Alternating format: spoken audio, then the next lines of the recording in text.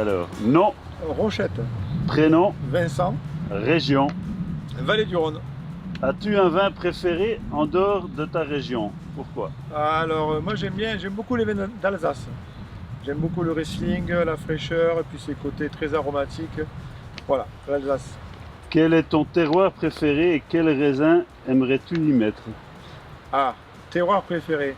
Non, c'est un terroir que j'aimerais beaucoup, pour moi, je vais répondre à un terroir que j'aimerais beaucoup mettre, planter de la vigne, qui n'existe pas. On a une propriété en Haute-Ardèche, plutôt limitée à Haute-Loire, donc vraiment le Massif central. Donc c'est du volcanique à 1300 mètres d'altitude, et c'est là où nous récoltons les plantes, toutes les plantes qu'on se sert pour faire nos tisanes, l'ortie, la décoction d'ortie.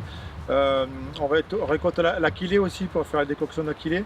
Enfin les extraits fermentés d'ortie et décoction d'aquilée. Et là, on a 1300 mètres, terre volcanique, et là, bien sûr, on planterait du Riesling. Alors, grand millésime et petit millésime, ton opinion? Grand millésime, petit millésime, ça j'avais pas vu cette question. Pas... Grand millésime, petit millésime, c'est quoi? C'est quoi ton opinion là-dessus? Grand millésime, petit millésime. Il y a des grands millésimes, il y a des petits millésimes?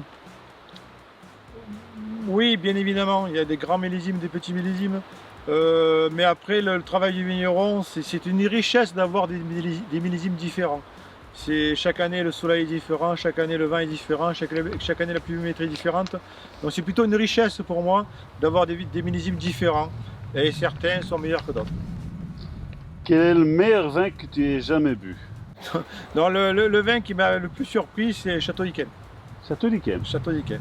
Okay. Je m'attendais à ça, et puis j'ai eu Okay. beaucoup plus. En plus, on a dégusté au château, et c'était quand même un grand moment. C'est quelque chose de très spécial.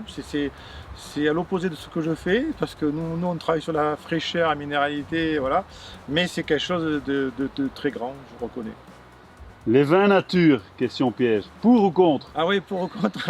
Alors, en tant que producteur de vins nature, non, il faut juste savoir que les vins nature, il n'y a pas vraiment de législation là-dessus.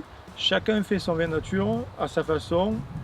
Nous, on va jusqu'au bout du bout, c'est-à-dire que on travaille en biodynamie notre vignoble.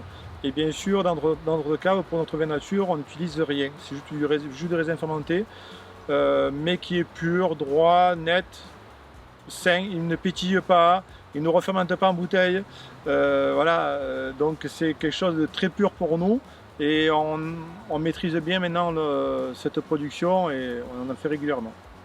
Raconte-nous un secret ou une nouveauté. Alors la petite nouveauté de cette année, et puis bon, ça fait 2 ans que j'arrive à produire ça, c'est notre nouveau rosé.